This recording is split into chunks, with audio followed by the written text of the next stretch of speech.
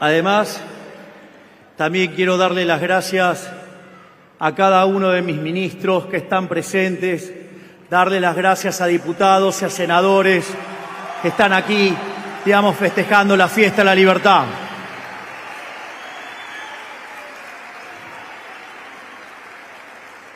Y como uno no puede ser ingrato, hay que darle las gracias al de la Fundación Feria del Libro, que con el intento de boicot nos regaló esta fiesta.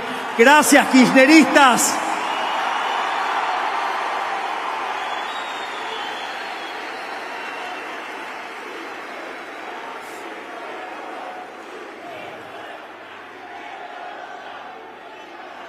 Parece que ibas a necesitar más de 10 salas José Hernández para recibir esto.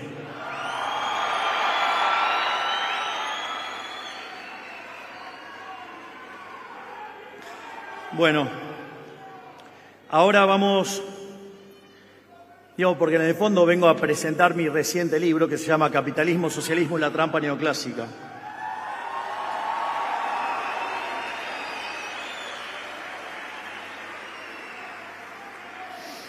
Y en realidad el subtítulo es De la teoría económica a la acción política.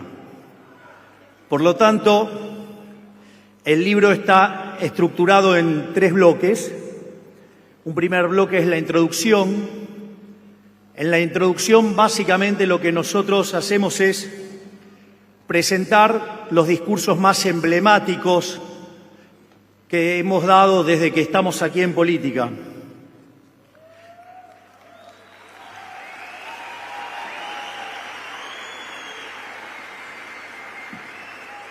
En ese sentido, el primero de los artículos que tiene la introducción es, digamos, el discurso de aceptación del doctorado de honoris causa en el ESIADE,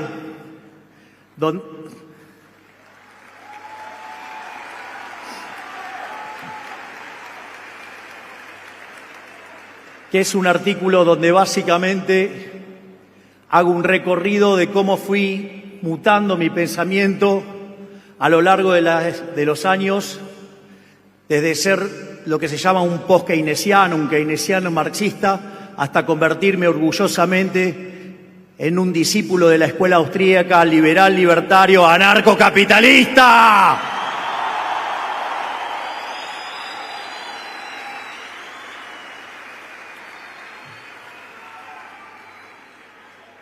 Después, el segundo artículo básicamente es la charla, el discurso de Davos.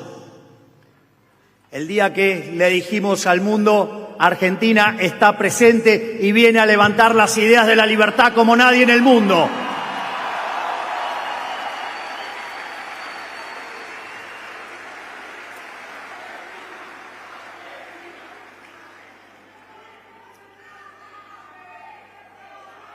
La tercera conferencia que aparece en esta introducción es una conferencia que di en CPAC en Washington, donde básicamente explico los riesgos que implica abrazar las ideas neoclásicas en materia de monopolios y, a la luz de eso, cómo la regulación económica termina destruyendo el crecimiento económico. Es cierto que este artículo podría ser parte de lo que es la parte 1, que son artículos técnicos, pero, dada la relevancia que tuvo ese discurso y que se complementa con el discurso de Davos, es que lo van a encontrar ahí. Y por otra parte, el cierre de esta sección es básicamente el discurso de apertura de la Asamblea Legislativa. Es decir, ese famoso discurso donde fui y me paré frente al Congreso y le dije todo lo que seríamos los ciudadanos argentinos, decirles en la cara, y se lo dijimos.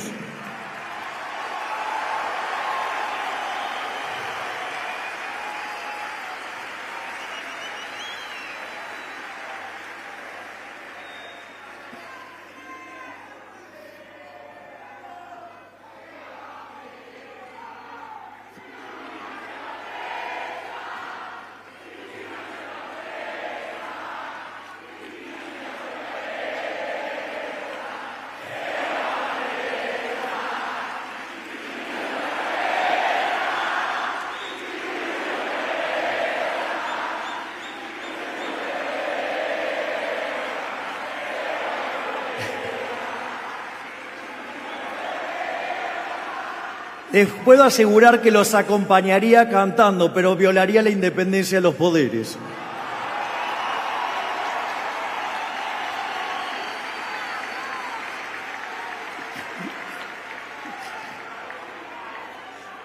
¿No les parece que ya tengo bastante quilombos?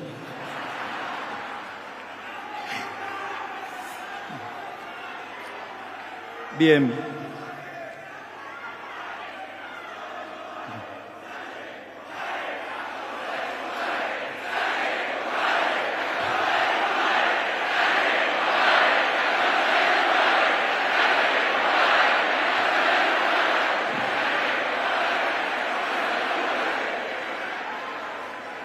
Che, pará que Mondino me va a pedir horas extras.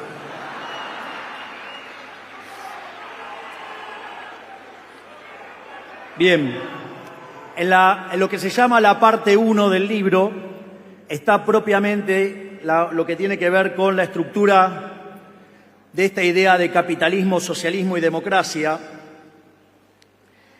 Y ahí ustedes van a encontrar 5 artículos. Hay uno donde se plantea el problema desde la perspectiva de la historia del pensamiento económico y es donde yo trato de rastrear el problema dentro de la teoría económica, que después lo voy a explicar. Aparecen todos estos problemas con la teoría neoclásica. Hay un segundo artículo que plantea la misma problemática, pero desde mi campo de especialización, que es el crecimiento económico, y que básicamente ese artículo después va a quedar ligado cuando vamos a la parte del modelo macroeconómico de la parte 2. Por otra parte, el tercer artículo es el artículo, si ustedes quieren, donde queda mayormente concentrada, es un artículo que está en inglés, es un artículo publicado en el Palgrave de Economía Austríaca, donde convocaron a los austríacos más importantes del mundo.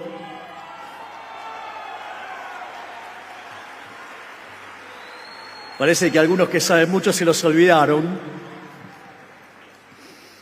Y por error entré yo. Y básicamente en ese artículo, digamos, va a estar, es un artículo además escrito en honor a Jesús Huerta de Soto.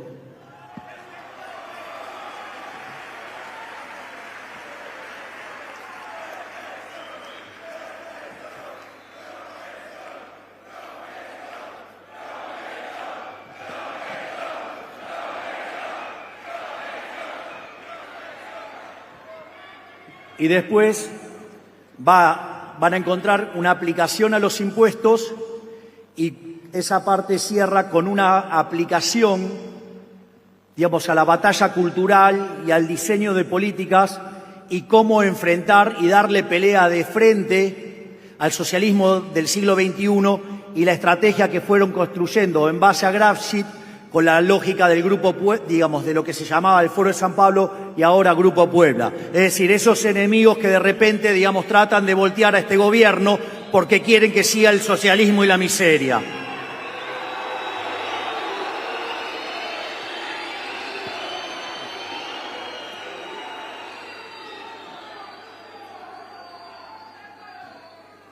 Respecto a la parte 2, básicamente lo que se presenta ahí es un modelo básicamente de macroeconomía intertemporal que sirve básicamente para entender cómo miro yo estos problemas. Donde además lo que van a encontrar es que toda la macroeconomía moderna está escrita en términos de crecimiento económico.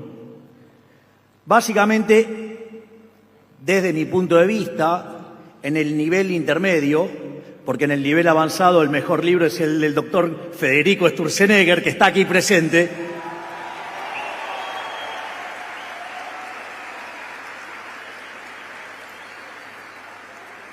Hay un libro de Barro que se llama Macroeconomics y trabaja con la idea del modelo de Solow. En ese sentido, yo replico el tipo de ejercicio. Después planteo los problemas que tiene el Solow y aparece, digamos, el primer parche, digamos, para un problema que se llama eficiencia dinámica, que es, el primer parche es la regla de Phelps, pero es solamente un problema. Ese modelo después se mejora y se pone en términos de matemática concretamente intertemporal, con optimización intertemporal, que es una digamos, es una mejora sobre el modelo de Ramsey de 1928 que se hace a mediados de la década de 60 por dos economistas, uno que se llamaba Cass y otro que se llamaba Koopmans. Sin embargo, a pesar de eso, no le encontraban la vuelta para explicar el crecimiento económico. Es más, cuando esos modelos fueron testeados en la vida real, solamente explicaban el 15% y el resto se llamaba residuo de Solow. Es decir, el modelo no explicaba nada, todo quedaba fuera del modelo. En ese sentido, digamos, se hicieron un par de parches, que digamos que yo los explicito también cómo se arregla, que es básicamente la incorporación del capital humano o la incorporación del progreso tecnológico. Y de esa manera, ustedes pueden explicar el crecimiento económico. Sin embargo, el problema es que todos esos elementos están dados de manera exógena, es decir, está todo a dedo. Y las dinámicas están descritas a dedo. Por lo tanto, es un parche con el cual los economistas convivimos, pero tenemos que saber que es un parche. Pero les voy a contar algo, porque mi próximo libro, que lo voy a escribir con el doctor Demian Reidel, que está por acá, el genio ese que está ahí, encontramos la solución. Así que ya le estoy avisando que el que viene atrás tiene la solución. Y después, ustedes lo que hacen es, el pensamiento económico evoluciona hacia los modelos de ciclos reales y después agotó un conjunto de supuestos para que se vuelva a parecer al Solow y quede manejable para el gran público. Pero a diferencia del modelo de Barro, que baja por el mercado de trabajo, en este caso nosotros bajamos por el mercado de capital. Al bajar por el mercado de capital no solo derivamos la demanda de trabajo, sino que además, como el capital es lo que en las empresas se llama activo, del otro lado nos queda la deuda y el equity, o sea, el financiamiento de las empresas. Y eso nos permite integrar el mercado de capitales con el mercado monetario y de esa manera queda todo integrado, dinero, mercado de capitales y el lado real de la economía. Tiene una contribución bastante divertida.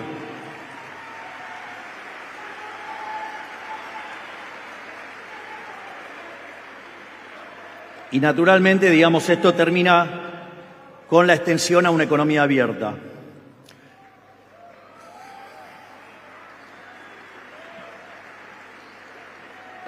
Pero naturalmente el core del libro es lo que se llama la parte 1, digamos, que justamente se llama capitalismo, socialismo y la trampa neoclásica. Entonces, lo primero que hay que pensar es, bueno, es gracioso porque algunos me dicen, che, laburás 16 horas por día, digo, ¿cuándo escribís? Bueno, ¿cuándo lees? Bueno, hago lo que puedo.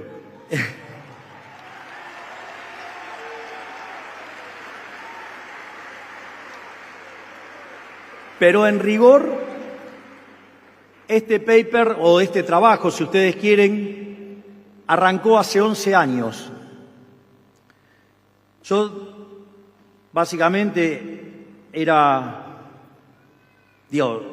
se supone que es mi especialización, crecimiento económico con y sin dinero, y me encontré con un problema que nos encontramos regularmente los economistas cuando miramos los problemas de crecimiento, que se llama el palo de hockey. Hay un economista que en paz descanse que se llamaba Angus Maddison y lo que hizo fue estimar el PBI per cápita de los distintos países del mundo a lo largo de la historia. Digamos, en general podrían ir hasta antes del año 0 de la era cristiana, pero digamos no tienen diferencia. Entonces, en general, ustedes se van a encontrar con una serie desde el año 0 de la era cristiana hasta el año 2000, y obviamente que tiene actualizaciones eso. Y lo interesante es que cuando ustedes miran el PBI per cápita durante los 1800 años de esa serie, el PBI per cápita está prácticamente constante. La única suba que tuvo fue del 40% en el siglo XVI, es decir, después del descubrimiento de América.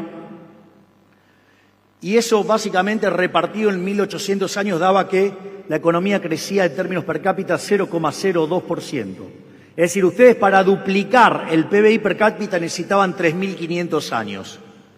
Es decir, la economía se movía muy lentamente, muy lentamente. Lo interesante es que para el año 1800 en el planeta vivían 800 millones de seres humanos, o sea, no llegábamos a 1.000 millones. Y cuando ustedes toman, en el año 2000, la población se multiplicó casi 8 veces y el PBI per cápita se multiplicó por 14 veces.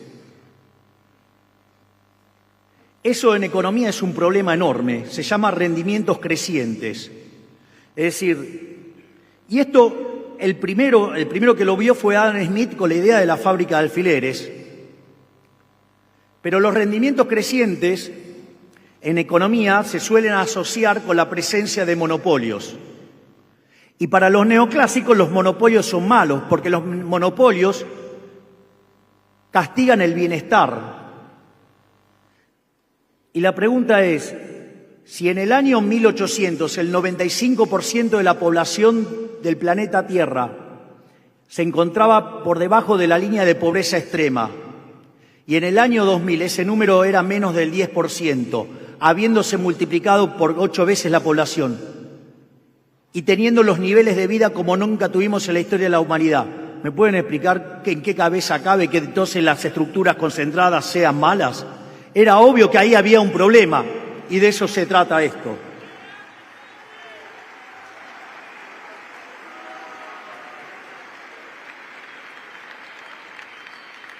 Frente a ese problema, dije, entonces tengo algún problema raro, digamos, con la micro, después de casi 25 años de dar clases de micro, digo, algo está mal. Y ahí tuve la dicha de encontrarme con un artículo del maravilloso Murray Newton Rothbard, el padre del anarcocapitalismo, que se llama Monopolio y Competencia.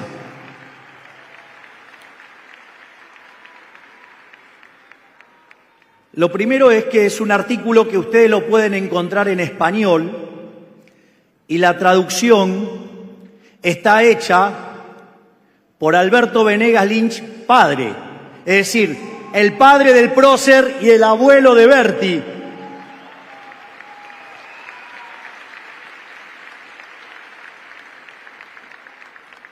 Yo recuerdo que después de 3 horas de leer ese artículo de 140 hojas, terminé de leerlo y dije, todo lo que enseñé de estructura de mercado durante 25 años está todo mal.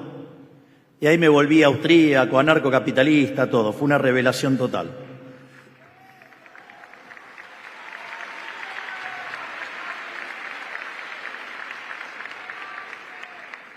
Porque básicamente el problema del monopolio, ustedes tienen primero lo que llamaba Hazlitt la diferencia entre el buen y el mal economista, digo, en el libro de La economía en una lección, que es la diferencia, es que mientras que el mal economista solamente mira un solo sector, un solo periodo, el buen economista mira el equilibrio general, es decir, no solo mira a un sector, sino que mira a todos los otros sectores y no solo considera los efectos de corto plazo, sino también los de largo plazo. Es decir, pasan de el mal economista trabaja con un modelo de equilibrio parcial de un solo bien y de un solo periodo a un modelo de equilibrio general intertemporal. Entonces, por ejemplo, una determinada marca de autos puede tener el monopolio sobre ese auto, pero compite también con los otros y hay sustitución y ustedes pueden competir uno con otro. Pero ahora lo voy a hacer más violento. Supongamos que tenemos el caso de una empresa que produce celulares y compite con otras 9. Entonces ustedes tienen ahí 10 empresas compitiendo.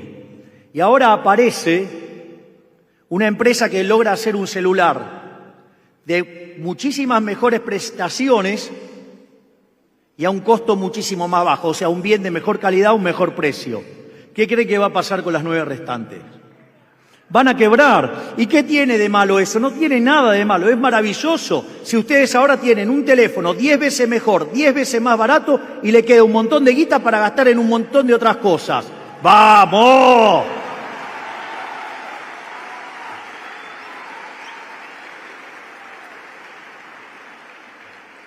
Claro, pero ahí le vamos a decir algo incómodo a los políticos. Y es que, en realidad, los únicos monopolios que son malos, que es la verdadera definición de monopolio que la creó Lord Coke, un visionario, Lord Coke, y que es la que toma Adam Smith, que el monopolio es cuando el monarca o el señor feudal le daba a una empresa la potestad para ser la única empresa que vendiera ese producto en ese lugar y que si alguien violaba eso, le caía con toda la fuerza del Estado encima. Es decir, el monopolio es malo cuando el que está en el medio es el Estado. Por lo tanto, el problema sigue siendo el maldito Estado.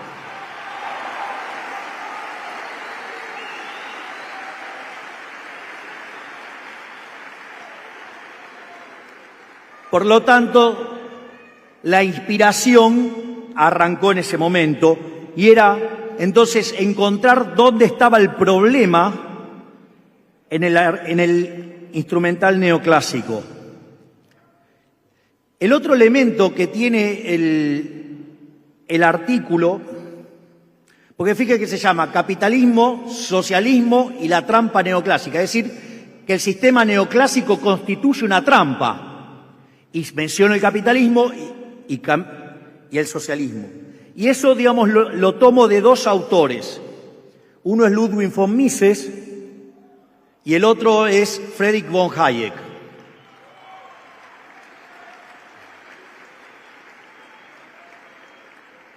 Si ustedes revisan la obra de Mises, Mises les va a decir con claridad meridiana que no hay más que dos sistemas. En un lado van a encontrar el capitalismo de libre empresa, capitalismo de libre empresa. Y del otro lado, opuesto, van a encontrar el socialismo real. Ahora, esa es básicamente los dos polos. Y el otro libro que yo uso como referencia en esto es un libro que acaba de cumplir 80 años, que es Camino de Servidumbre. ¿Qué es el argumento de Camino de Servidumbre? Si pifié la cantidad de años le pido perdón, o sea, más o menos son. Mejor.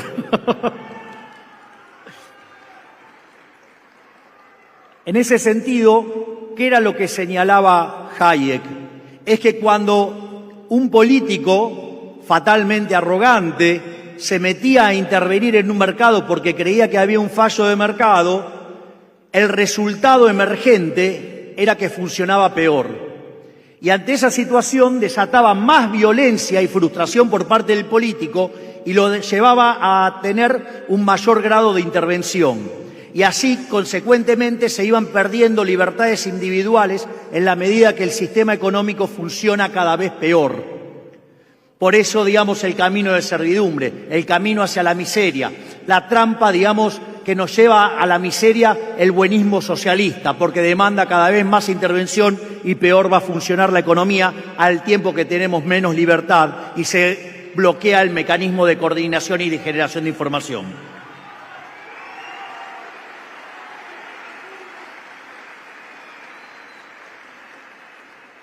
De hecho, Milton Friedman esto lo había puesto en otros términos y con esa genialidad que tenía Milton Friedman para este tipo de cosas dice, a menudo la solución del Estado a un fallo de mercado es una solución muchísimo peor.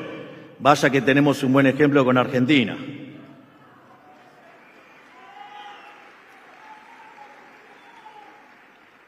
Entonces, Entonces, si teníamos que entender esto, lo primero que había que entender era que era mercado. Y esto es muy interesante porque mi experiencia de interactuar con muchos economistas es que cuando ustedes le preguntan qué es mercado no saben. Es decir, no sé, es como que no sé, que un médico no sepa, no sé, que es una pierna, qué sé yo. Es raro. Entonces, eso a mí me llevó a ir explorando lo que es la definición de mercado, al menos mi definición, y yo entiendo al mercado como un proceso de cooperación social donde se intercambian voluntariamente derechos de propiedad.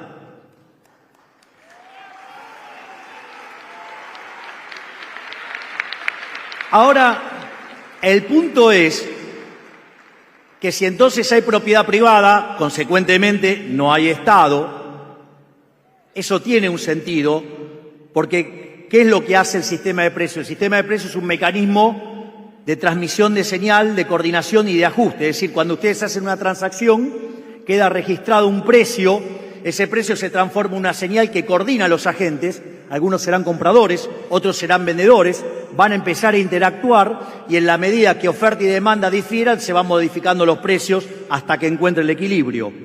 Obviamente que si en el medio aparece el Estado interfiriendo sobre la propiedad privada, eso genera un ruido en el precio y por ende el mercado se descoordina y entonces las cosas empiezan a funcionar mal.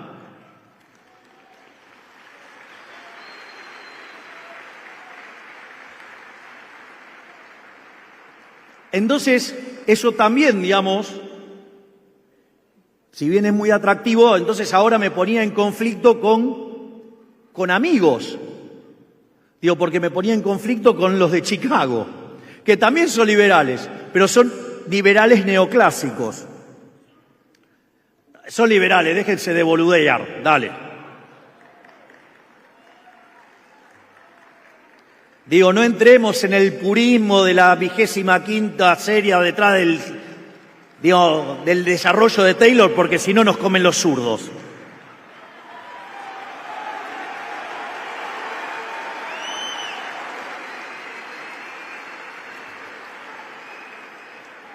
Si no, podemos volver a esos que hacían reuniones y que un ascensor le quedaba grande.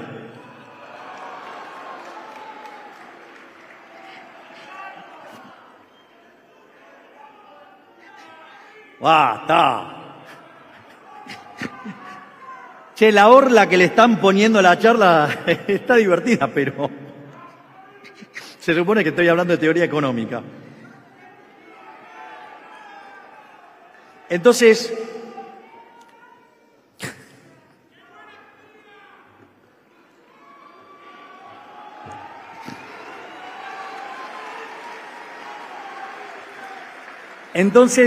¿qué es lo que sucede?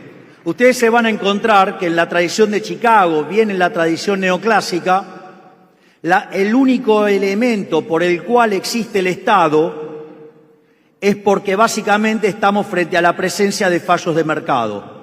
Por lo tanto, lo único que justifica la existencia del Estado y el cobro de impuestos es para que el Estado corrija estos fallos de mercado. Pero, ¿qué es lo que pasa? Esa definición a mí con la definición de mercado no me mapeaba, y en ese sentido, mi reflexión, que obviamente les va a parecer a alguien un poquito extrema, como todo lo que hago,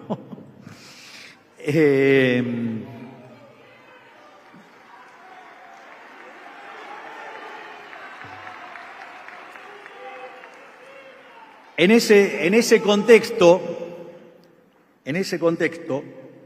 una de las cosas que yo digo es, los fallos de mercado no existen. Si ustedes consideran que hay un fallo de mercado, lo primero que sugiero es que revisen que no está la intervención del Estado. Porque si está la intervención del Estado, el problema no es el mercado, el problema no es la gente, el problema es lo político.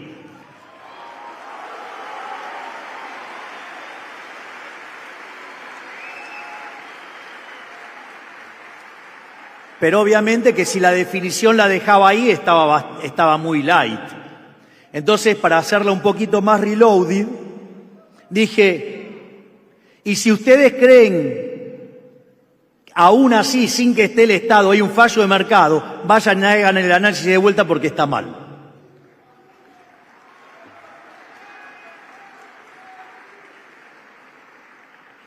Y lo interesante es que el análisis neoclásico y los economistas, yo creo que definitivamente en algún momento, digamos, enfermamos y perdimos la brújula.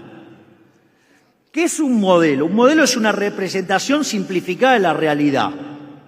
Ahora, si el modelo no mapea con la realidad, una cabeza normal, razonable, ¿qué hace? Tira el modelo y busca uno que mapee con la realidad. Bueno, los neoclásicos enloquecieron tanto que lo llaman fallo de mercado. Entonces, ahora hay que encontrar por qué los economistas hacen eso. Entonces, para poder encontrar dónde está el origen de todo eso, ¿qué me dice? Me fui a papá. No, a vos, a Adam Smith. ¿O vos no? Vos y tu negocio, ¿qué haces?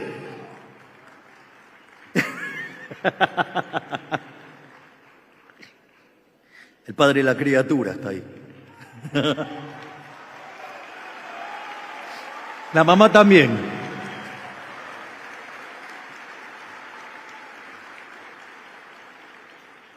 Entonces, ¿qué es lo que hice? Me fui a Adam Smith. Y lo más interesante, que Adam Smith contenía un modelo de crecimiento económico. El tipo, Adam Smith es a la economía lo que Gauss a la matemática. Alguien que se adelantó 200 años a su tiempo.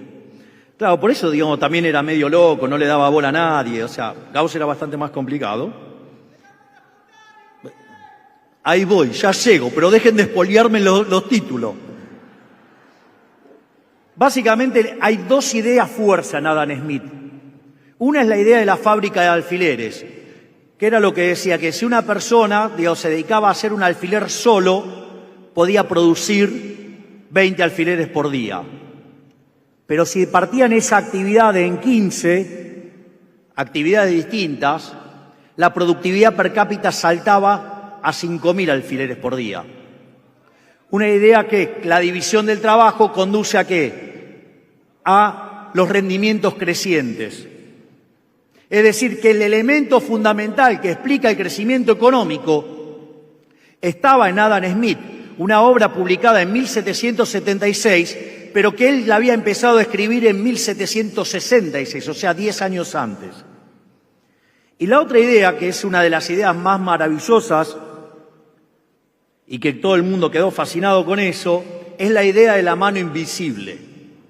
Y es que cada uno, guiado por su propio interés, conduce al máximo bienestar general. Por lo tanto, no necesitamos que se meta nadie en el medio. Con que nosotros hagamos lo que queremos hacer, alcanza y sobra, mientras que no le jodamos la vida a nadie.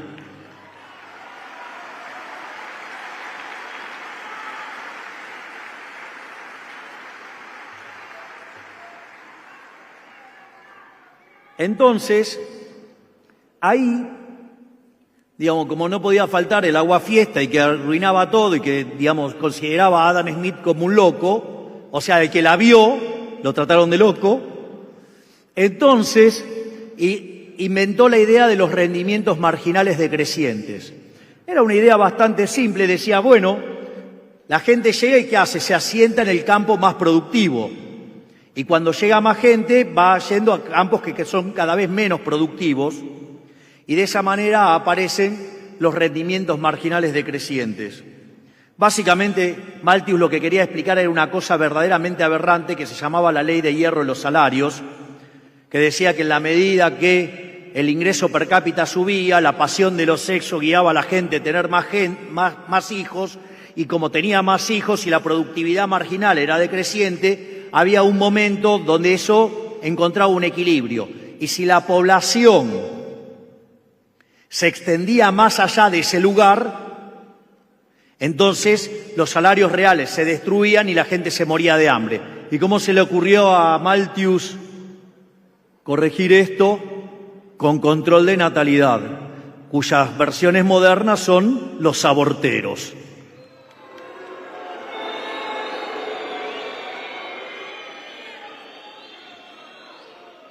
Que dicho sea de paso, si ustedes van y leen el libro de Shemot, o sea, el segundo libro del Pentateuco, es decir, el Éxodo, van a encontrar que ya en esa época era un mecanismo para masacrar poblaciones que estaban usando los egipcios para liquidar a los judíos.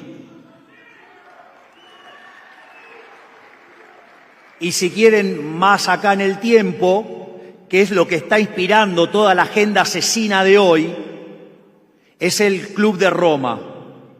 Cuando se desclasifican los archivos de este hombre, Nixon, básicamente lo que se encuentra, que inspirados en todas las predicciones del Club de Roma, que decía que cuando llegáramos al año 2000 no iba a haber lugar para más gente en el planeta y se iba a producir un apagón energético y eso iba a hacer caer la cantidad de producción de alimentos y nos íbamos a morir y quedar 1.000 millones, entonces sugerían impulsar la agenda del aborto. Es decir, lo que se creen tan avanzado con la agenda del aborto es una agenda que tiene más de 3.000 años y es una agenda absolutamente asesina por un par de salames que hicieron malas cuentas.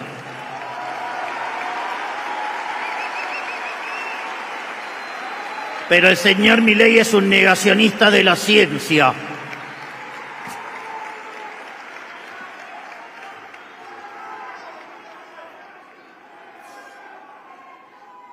Entonces, continuó el análisis económico. Obviamente que en los herederos de Malthus está David Ricardo, está John Stuart Mill, y después de John Stuart Mill aparecen dos siniestros como Rodbertus y Carlos Marx.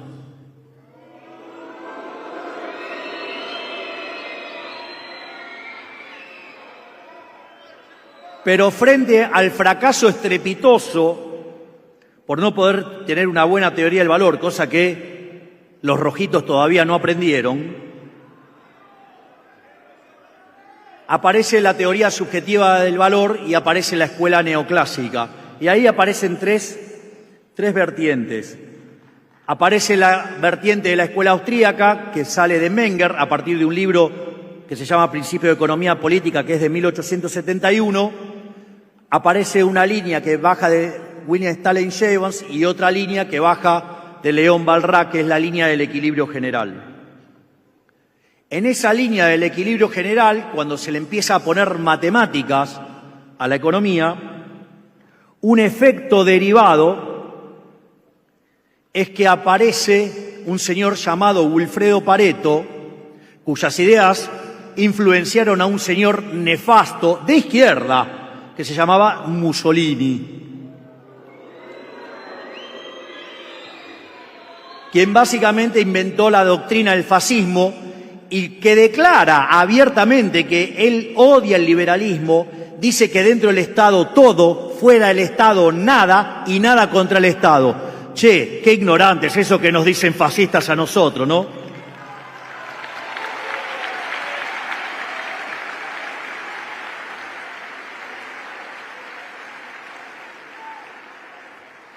Y la idea del óptimo de Pareto era que si ustedes tenían una situación donde podían mejorar a alguien sin empeorar a nadie,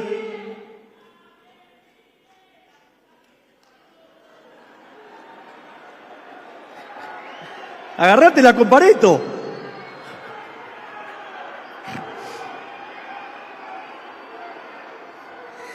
A ver, podemos volver al óptimo de Pareto.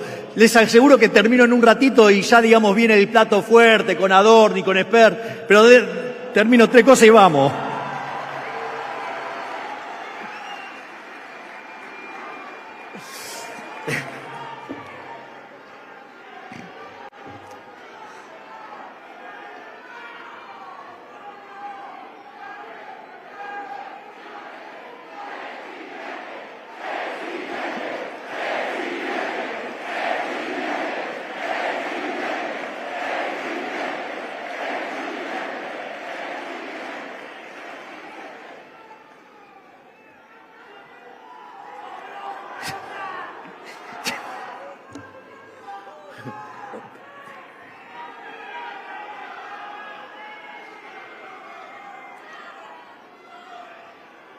Che, menos mal que digamos, nos terminaron, digamos, no pudimos ir a la Feria del Libro, sino a la hora no teníamos que ir, así podemos estar todo el día.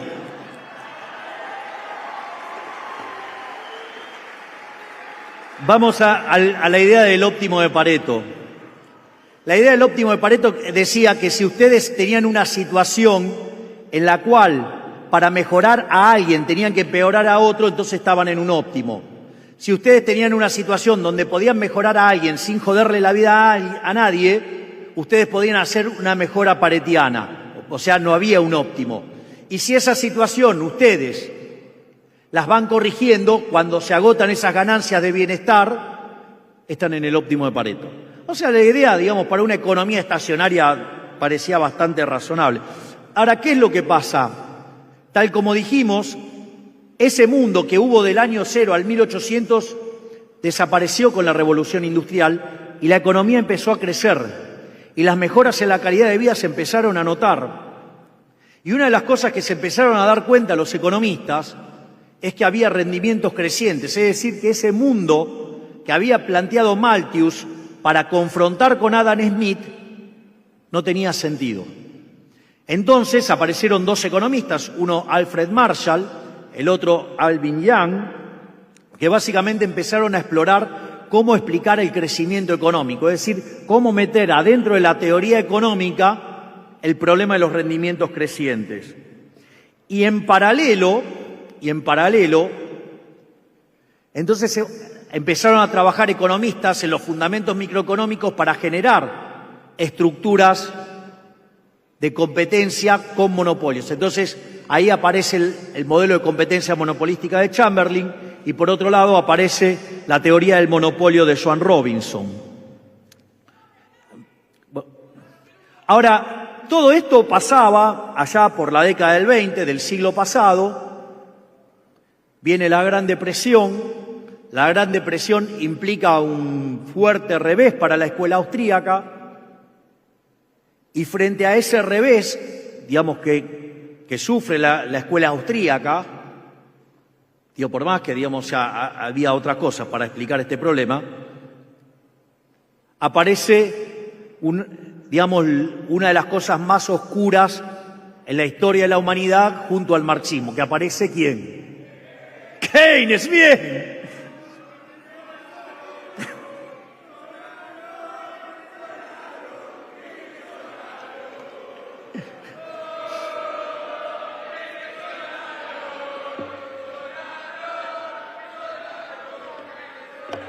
Bueno, le están haciendo justicia.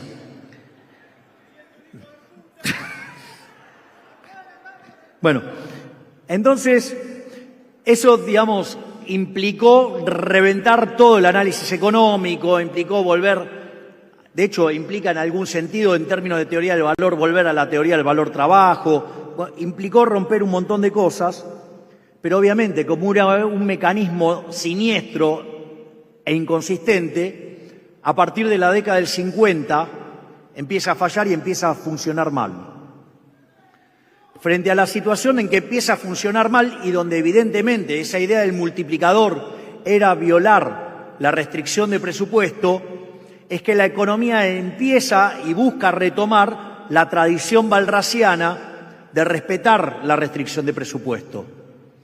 Y en función del trabajo, digamos, que había aparecido sobre existencia del equilibrio a inicios del siglo XX, en un economista matemático que se llamaba Abraham Wall, aparecen las obras de Mackenzie, Debré y Arrow. Voy a contar una infidencia. Ya la conté una vez, les digo, la voy a contar de vuelta. Miren, el modelo, cuando yo leí el modelo de Debré, el libro de Debré, se llama Teoría del Valor. Les puedo asegurar que tiene una belleza matemática que es súper inspiradora.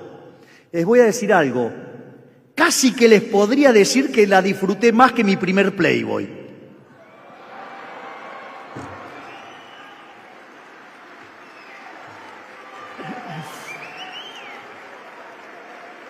Es una licencia poética. Entonces, básicamente, ¿qué es lo que hacen esos modelos?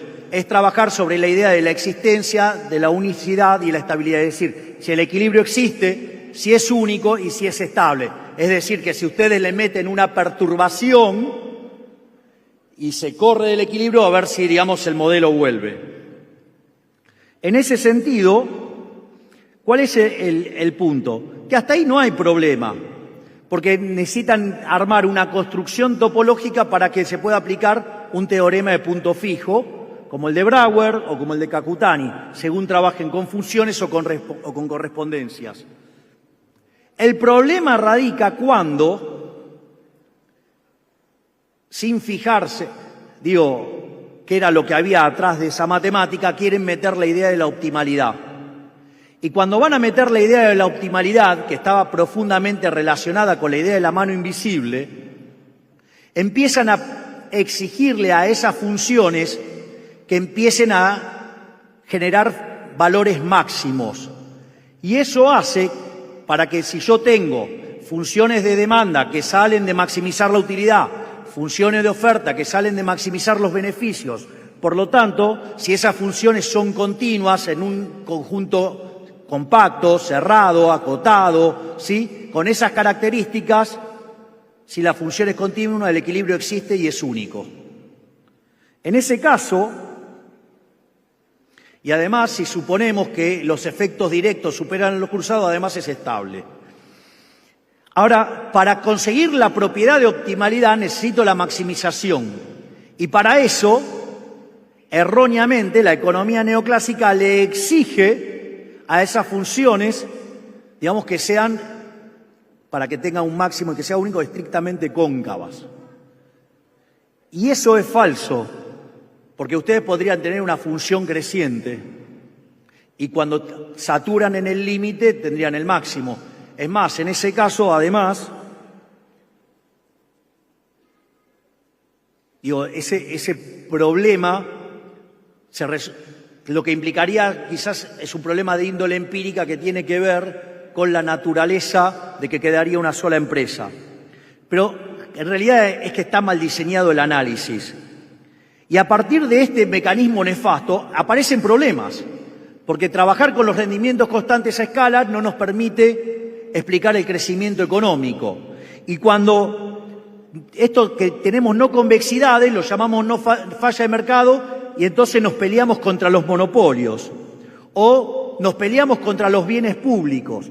¿Cuántas veces, digamos, les dicen los políticos, no, porque esto es un bien público y lo debe proveer el Estado? Mire, el mejor ejemplo que se creó de bienes públicos lo inventó Samuelson, que eran los faros. Un bien público tiene dos características. Uno es el tema de la rivalidad, ¿no? Un bien que tiene rival es si lo consumo yo no lo puede consumir otro. Eso es rivalidad en consumo. Y otra es la no exclusión. Si me lo dan a mí no puedo excluir a otros. Por ejemplo, la luz. Yo estoy consumiendo esta luz. Y sin embargo no hay rivalidad en el consumo, la podrían consumir todos ustedes, no es un problema. Y además el que me está dando esa luz, me la da a mí y no los puede excluir a ustedes. O sea, el faro tiene esa característica, es justamente la definición de bien público puro. Entonces apareció un abogado que no tenía la cabeza contaminada con todo el aparato neoclásico e iba a las reuniones que organizaba Milton Friedman en su casa en Chicago. Les digo que al pobre Ronald Coase le hacían un bullying de novela. Pobre Coase cobraba lo loco, pero el tipo era un genio. Entonces, ¿qué hizo? Con que los faros, o sea, son bienes públicos. Entonces, ¿qué hizo? Revisó todos los faros del siglo XIX. Descubran ¿qué creen que descubrió? Eran todos privados. Vamos.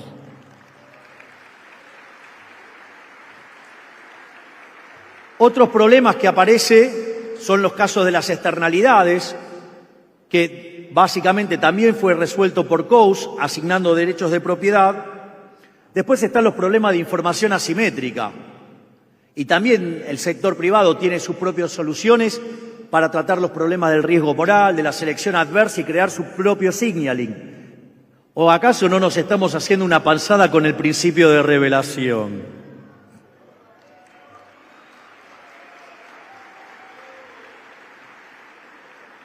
Y otro caso más es lo que se llama el fallo de coordinación.